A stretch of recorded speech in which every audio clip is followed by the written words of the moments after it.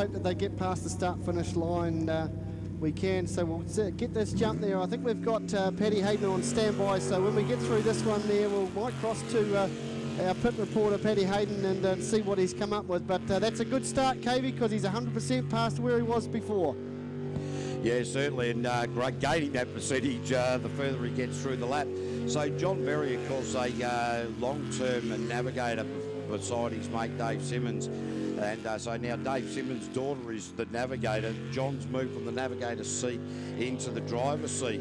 And we did have a quick interview with him earlier. It's great to see that he's making that transition. And of course, being a navigator, as he said, he's used to the speed, he's used to the cornering. Just a little bit more to think about when you got the wheel in his hand. But I'll tell you what, I'm really impressed with his rookie drive. Yeah, mate, he's doing absolutely fantastic as he comes back past the commentary box now. Oh, he's going to be happy if he can get post the mid. As he comes around now, he's got a couple of corners to make.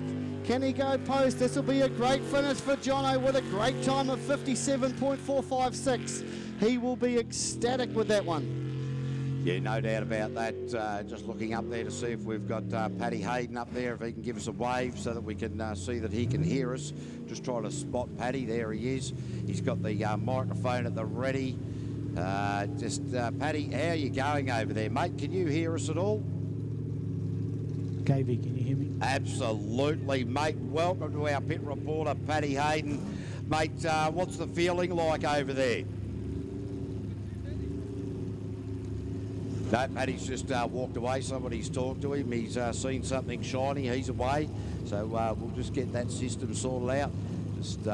We are using semaphore signals over this rather large distance as we now go to Bryce Barron, the driver of the Fortitude racing machine. Kylie Barron doing the navigational duties, the pairing from Carterton, Grey Clay Global Central Auto Parts, LJ Hooker. And well, I tell you, these guys, Bryce certainly had an interesting introduction to jet sprinting last season, and wow, already we are seeing a big confidence shift early in this PSP New Zealand jet sprinting season. Actually, it's coming through all the classes too, KV, just to back that up, mate. They have, like you say, with Jono just being there, jumping out, no expense spared, mate. They come out, the hammer's down right early on now. They know they've got to post some good times, but isn't that fantastic to see? Even the rookies are out there giving it a good nudge, mate, and holding nothing back. Yeah, that's right. And when we've got young navigators coming through as well, very, very positive indeed. So, wow, this little chicane down the bottom part of the course hasn't caught anyone unawares today. Usually we get a few victims in about there, but at the moment, everybody getting through there. Hey, okay, whoa, geez, Bryce really tight into that island just to go through that finish line with a 56.925. 56.925 there for Bryce Barron and Kylie Barron. Yeah, they'll be happy with that. Of course, slots them into P2. 2 from 2 we've seen out there. Good time. Can always improve though, KV. Can always improve. We'll be looking to post a 50. Can we do it? Don't know. They've got to shave 6 seconds off, but who knows what might happen. Well, look, considering that we've seen reigning New Zealand champion Glenn Head, the only boat in the 50 seconds in qualifying 3 in the unlimited class. Oh, long, big ladder to climb for the Group Bs. However, the day is but young as we now cast our eyes to Chris Rasmussen from New Plymouth, Ollie Sutherland doing the navigational duties. The boat is Venom. And during the lunch break, I'm going to get down there and have a look at it. I think the artwork on the side of this particular vessel looks fantastic as it zooms past the commentary window. Yeah, we'll see it come around past us now, KV. Look at that. The hammer's down, certainly as they hit through the middle of the course. Back around. Oh, nice tight turn as they get through there and head up towards the spectators on the bank there. Hands waving left, right and centre as they spin around, a big splash of water as it hits the start line. Great split time at 27.273. Yeah, they'll be looking to post a good finish now, KV. Yeah, so Chris Rasmussen, the real estate agent from New Plymouth, into this part of the track that gets us a little bit jumpy. Nice through the chicane at the bottom part. Now into the mouth fresh sweeper at the top part of the track. Into the final lot of left-handers, Chris Rasmussen with a 55.311 and some 1.6 seconds quicker than Bryce Barron. Yeah, they'll be happy with that, of course. Lotson now right into P1. What a great drive as they just sort of coast it back. A little bit of communication going on between driver and Ava as they come back in, assessing the situation. But no, the Venom boat, mate, they'll be happy with that. Yeah, have a look at that beautiful artwork on the sides of that vessel. I'm really looking forward to getting a closer look at that. Just waiting now for our next boat to face the starter. It should be Sam Gray and Mike Allen from Carterton in the Recession vessel. But no, we're going to go to Carl Beaver and Jay Amon from Waikato. Carl Beaver, the Beaver reliever, KB Engineering Limited, Fuchs Oil, Silver, Fern Marquees. So I'll tell you, ladies and gentlemen, you don't want to see what I'm seeing in the commentary tower as Slim gets nude. Oh, mate, it's getting hot. We've got no aircon on the comm box. We've only got one window open. We can't open the reach for the splash of the water on the gear, so I've had to down the sponsor's shirt, mate, to get into a singlet. I feel much better now. Yeah, well, half your luck, mate. The only thing that I've got is full nudity, so if you want to go down that path, we can go down that path. I'm not shy. Mate, you got to be cool, mate, because you've got your thongs on. Oh, that's jandals. right. I mean jandals. The Keep your thongs away. Right, mate, that's right. Gee, I tell you, Carl Beaver and Jay Amon, a couple of years ago when they came into the sport, Carl got the boat up, give it a bit of a big into the tyre wall down at Wanganui. Jay, in fact, broke her arm. Shows up at the next race meeting, the arm in a cast, and said, well, we've got to continue. That is such a hairy feeling as they head towards the commentary box now. But coming on that bend they've just been around, I don't like seeing the pointy end of that boat, KV, and if they miss that corner, man, we're history. Yeah, well, no, we'll survive, mate. We're immortal. 53.666 there for the Beaver reliever in the Group B category, the couple from Waikato. I do believe that they are engaged. Is that something that I saw recently? Engaged, they announced their engagement. Well, first is the engagement ring, then it's the wedding ring, then it's the suffer ring. And now, mate, you have done it a couple of times today. You've put the commentary curse on. I hope, for their sake, that the engagement message is true. Otherwise, he's under a hell of a lot of pressure when he gets out of the boat. Well, good point. So this is the Recession with Sam Gray, the cray fisherman from Carterton.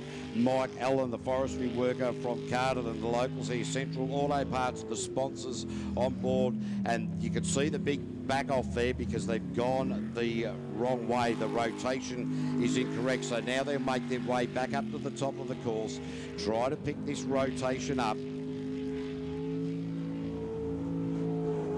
Back on track now. Our timekeepers here have brought us back onto the rotation as they head back through the middle of the course. They'll be disappointed with that, unfortunately, to go the wrong way, but hey, it happens.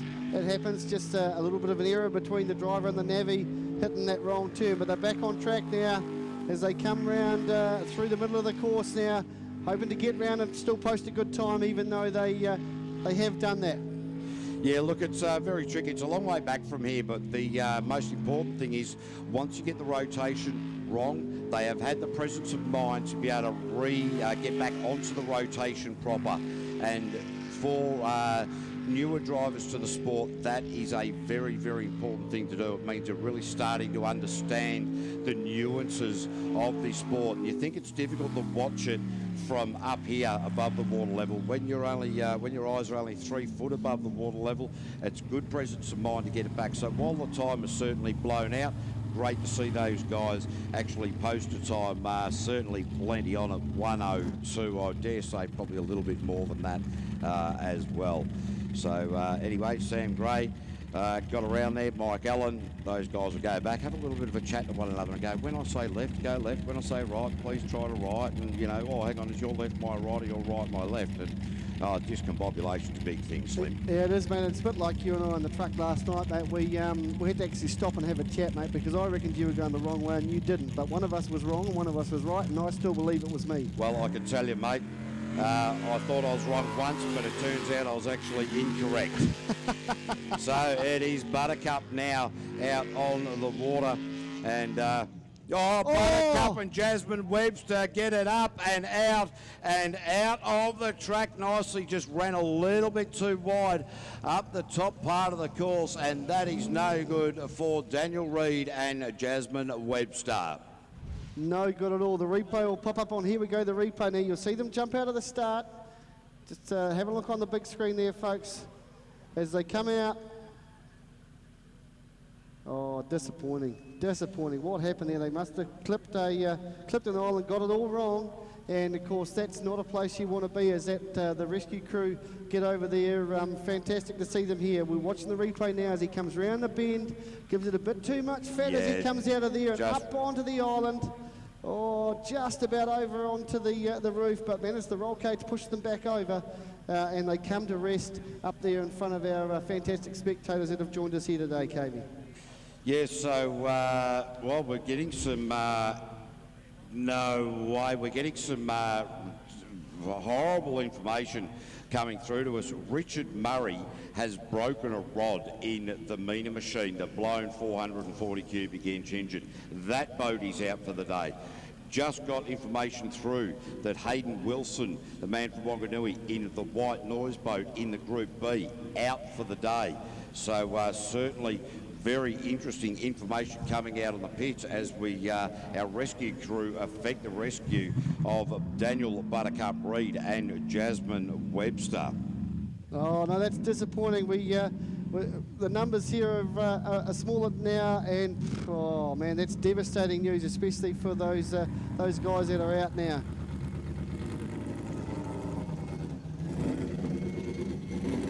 All right, so yeah, Daniel Reid just ran that a little bit wide.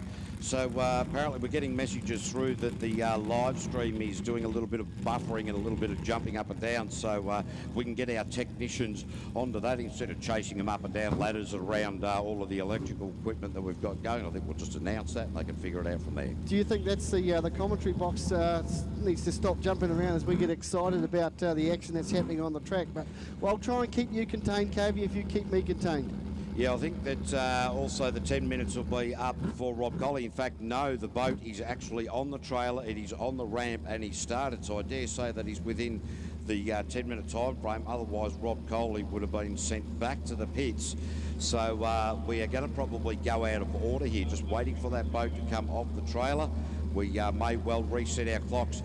Rob Coley, after Tim and Debbie Edhouse, we've got the Group B boats at the moment, and it is Tim and Debbie Edhouse from Whonga. Tim Edhouse, the mechanic and the reigning New Zealand champion in this Group B category. Whonga Motors, Tyre-Max News NZ, Waikato Clutch and Brake Specialist, McCurdy Trucks, and Castrol Oil, the liquid addiction machine. So just ignore what you're seeing on the big screen there, ladies and gentlemen. The big screen just hasn't quite caught up where we are at the moment. The Stinger Hull out here, and of course Tim and Debbie Edhouse, reigning New Zealand champions in this class, and wow, they are looking the goods at the moment. So the fastest time in this Group B category for qualifying round number 4 is a 53.666 posted by Carl Beaver at this stage. The split there for Tim Edhouse was a 27, so not as quick as Carl, but in amongst the mix as far as Chris Rasmussen and Bryce Barron John Berry go.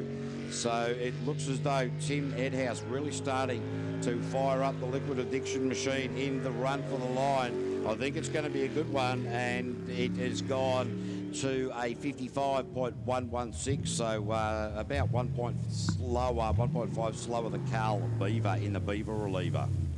Yeah, they'll still post a good time. Hands are going in the air though, as if to say, what did we do wrong that time? They'll go back to their hut, they'll debrief, they'll get out, they'll have a bit of a natter. Husband and wife, you know the wife's always right, KV. Happy life.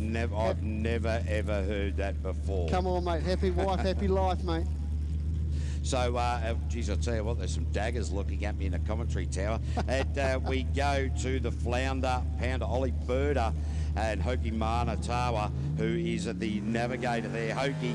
And so Ollie Birder out off the line and looking the goods at the moment. This young man, his second season behind the wheel. spent a couple of seasons in the Navigator seat, and geez, I tell you what, I like the way that this young man goes about his craft. And Hokey, as we know, a little bit of water over the bow, that'll cool him down a little bit. Absolutely, mate. Like you say, I think you're just going to touch on the Hokey's usually out of the water and joining the rescue cream, but Ollie's absolutely flying up there through the centre of the course.